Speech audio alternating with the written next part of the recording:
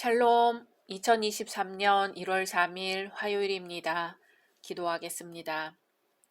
주님, 오늘도 주의 말씀으로 하루를 시작할 수 있도록 인도해 주시니 감사드립니다.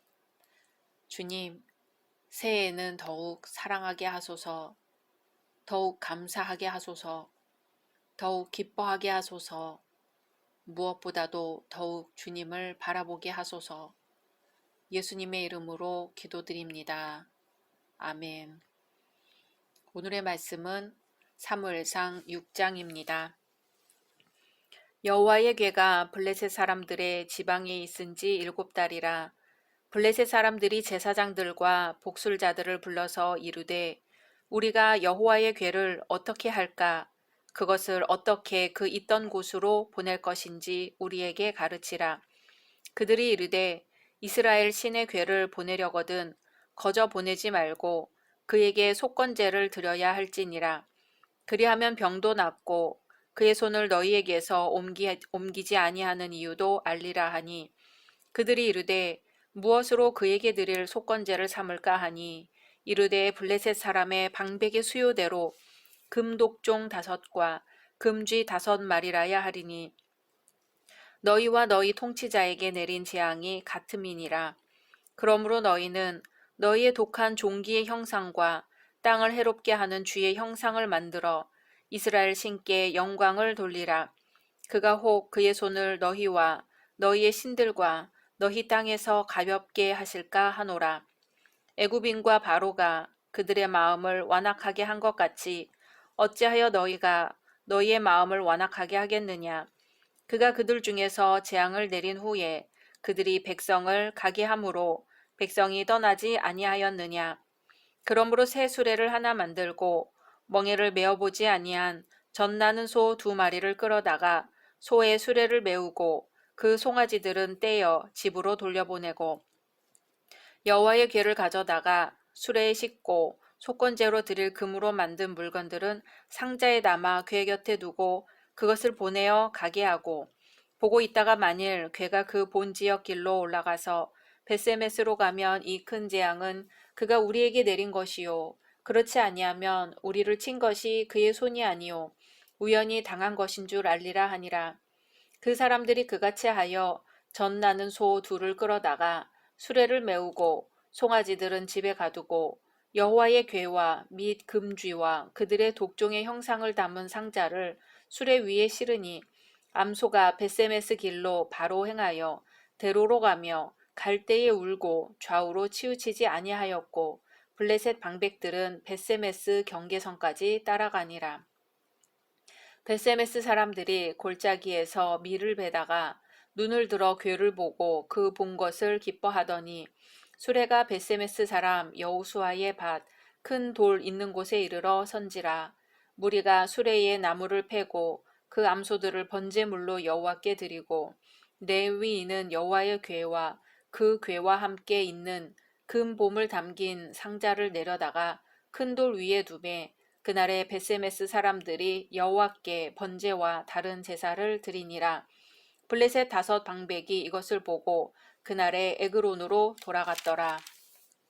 블레셋 사람이 여호와께 속건제물로 드린 금독종은 이러하니 아스돗을 위하여 하나요, 가사를 위하여 하나요, 아스글론을 위하여 하나요, 가드를 위하여 하나요, 에그론을 위하여 하나이며 드린 바 금쥐들은 견고한 성읍에서부터 시골의 마을에까지 그리고 사람들이 여호와의 궤를 놓은 큰 돌에 이르기까지 5방백들에게 속한 블레셋 사람들의 모든 성읍들의 수대로였더라. 그 돌은 벳세메스 사람 여호수아의 밭에 오늘까지 있더라. 벳세메스 사람들이 여호와의 궤를 들여다본 까닭에 그들을 치사 5만 70명을 죽이신지라. 여호와께서 백성을 쳐서 크게 살육하셨으므로 백성이 슬피 울었더라. 벳세메스 사람들이 이르되 이 거룩하신 하나님 여호와 앞에 누가 능히 서리요 그를 우리에게서 누구에게로 올라가시게 할까 하고 전령들을 기럇 여아림 주민에게 보내어 이르되 블레셋 사람들이 여호와의 궤를 도로 가져왔으니 너희는 내려와서 그것을 너희에게로 옮겨가라. 아멘. 앞장에서는 언약궤로 인해 블레셋 사람들이 하나님의 심판을 받았었지요. 오늘 말씀에서는 심판을 받았던 블레셋 사람들이 언약궤를 다시 이스라엘로 돌려보낸 사실을 다룹니다. 1절에서 9절은 블레셋 사람들이 법궤 반환을 위해 의논하는 장면이 나옵니다. 재앙을 피하기 위해서였지요. 이때 블레셋 방백들에 의하여 자문을 요구받은 블레셋의 복술자들과 제사장들은 하나님께 배상 예물을 바쳐야 한다는 것과 언약궤를 실어보낼 수레는 세속적인 목적에 전혀 사용된 적이 없는 것이야 한다는 것 등을 그들에게 제안합니다. 이런 술사들의 제안은 전혀 성경적이지 않습니다. 그들이 하나님께 바치라고 한 배상 예물, 곧 속건제물은 한갓 금부치였을 뿐입니다. 율법 규례에 속건제물로 생명 있는 짐승의 피를 요구하는 것에 비추어 보면 합당하지 못했습니다. 또 언약궤를 이스라엘에 돌려보내는 방법에서도 수레에 싣고 소로 하여금 끌도록 하였습니다. 그러나 율법은 언약궤를 반드시 레위 지파의 고핫 자손들이 어깨에 메어 운반하도록 규정하고 있으니 그 역시 율법에 어긋났습니다. 이로 볼 때 블레셋 술사들은 그 당시 대인관계상 존재하던 배상관례와 자신들의 종교 방식을 좇아 방법을 제시했을 뿐임을 알 수 있습니다. 피 흘림의 속죄 사상은 없었던 것이지요. 한편 이렇게 율법에 어긋난 방식이었음에도 불구하고 하나님께서는 저들의 과오를 용납하시사 언약궤가 무사히 이스라엘로 돌아오게 하셨습니다. 10절에서 18절은 블레셋의 방백들이 언약궤를 이스라엘 땅으로 안전히 돌려보낼 방도를 논의한 후 실제로 언약궤를 이스라엘로 돌려보내는 장면입니다. 그중 앞부분은 블레셋 사람들이 언약궤를 수레에 실어 이스라엘로 보내는 장면이고 뒷부분은 이스라엘 사람들이 수레에 실린 언약궤를 맞아들이는 장면입니다. 블레셋 사람들은 그때까지도 재앙이 어떤 원인에 의해 내려졌는지에 대해서 완전히 확신하지 못하였기 때문에 언약궤를 다시 돌려보내는 일을 통하여 재앙의 실제 원인을 알아보려고 합니다. 즉, 블레셋 전역에 나타났던 독종이 과연 하나님으로부터 임한 재앙인지 아니면 그냥 우연히 발생한 자연적 질병인지 확신하지 못하고 이번 기회에 이를 확실히 알아보려 한 것입니다. 새 수레를 만들어 멍에를 메어보지 아니한 젖나는 소 2마리를 끌어다가 그 수레를 끌게 하고 그 위에 법궤를 얹어 운반하게 하였습니다. 어미소가 언약궤를 운반하도록 하되 그 어미소의 송아지를 따로 떼어두어 모성적 본능으로 송아지를 향해 가는지 이스라엘 땅 쪽으로 가는지 본 것입니다. 어미소와 송아지를 따로 떼어둘 경우 모성적 본능에 의해 어미소가 송아지를 향해 발걸음을 옮기는 것이 당연한데도 하나님께서는 언약궤를 운반하는 어미소로 하여금 좌우로 치우치지 아니하고 곧바로 벳세메스를 향해 올라가도록 역사하셨습니다. 이렇게 하여 이제 하나님의 언약궤는 블레셋에 탈취당한 지 꼭 7개월 만에 하나님의 주권적인 역사로 인해 이스라엘 땅으로 되돌아오게 되었습니다. 그리고 블레셋에 임하였던 재앙은 하나님께로 말미암은 것이었음을 블레셋인들로 하여금 분명히 깨닫게 하셨습니다. 결국 이 모든 사건은 하나님께서 영적으로 이스라엘을 영원히 저버리지 아니하시며 하나님의 영광은 결단코 인간에 의해 실추당한 채 내버려질 수 없음을 생생히 증거해 줍니다. 19절에서 21절은 언약궤를 모독하는 행동을 한 벳세메스 사람들이 징계를 받는 모습을 다루고 있습니다. 벳세메스 사람들은 언약궤가 자신의 땅에 돌아오자 그것에 대하여 호기심이 가득하여 언약궤의 내부를 들여다보았습니다. 이 일로 인해 5만 70인이 죽임을 당하게 되었습니다. 어째서 언약궤를 들여다본 것만으로 하나님께서는 그렇게 많은 사람을 죽이셨을까요? 그 이유는 여호와의 궤를 들여다보는 것이 하나님의 거룩하심을 범하는 일이고 따라서 엄격히 금지되어 있었기 때문입니다. 민수기 4장 5절 6절에 보면 행진할 때 아론과 그 아들들이 들어가서 칸 막는 휘장을 걷어 증거궤를 덮고 그 위에 해달의 가죽으로 덮고 그 위에 순청색 보자기를 덮은 후에 그 채를 꿰게 되어 있었습니다. 이같이 행진할 때에는 제사장조차도 하나님의 성물을 만지지 못하게 되어 있었습니다. 또한 민수기 4장 19절 20절에 보면 일반 백성은 지성물에 접근하는 것조차도 할 수 없었습니다. 오직 제사장들만이 들어가서 고핫 자손에게 그 할 일과 그 맬 것을 지휘할 수 있었지만 제사장들조차도 잠시라도 성소를 보는 것이 금지되어 있었습니다.